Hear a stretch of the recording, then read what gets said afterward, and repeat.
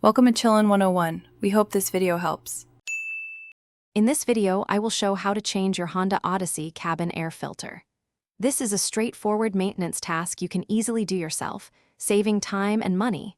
You'll need a new cabin air filter, a Phillips head screwdriver, and about 15 minutes.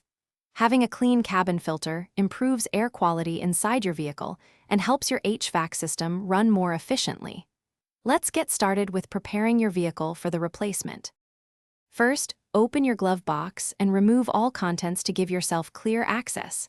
Next, locate the small dampener arm on the right side of the glove box. Gently unclip it from its attachment point. Now, carefully press inward on both sides of the glove box to release the stops. This will allow the glove box to swing down completely, revealing the cabin air filter housing behind it. Take your time with this step to avoid any damage. With the glove box lowered, you'll see the rectangular cabin air filter housing. There are usually two clips on either side. Unclip these to remove the cover.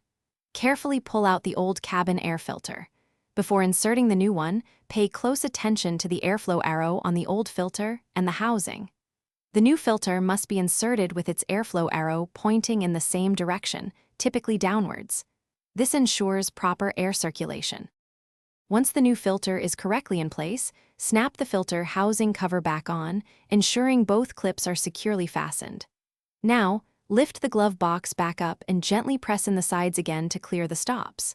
Guide it back into its upright position. Don't forget to reattach the dampener arm to its original clip on the right side. Close the glove box, and you're all done. Enjoy cleaner air in your Honda Odyssey. Thanks for watching. Consider subscribing if we helped you.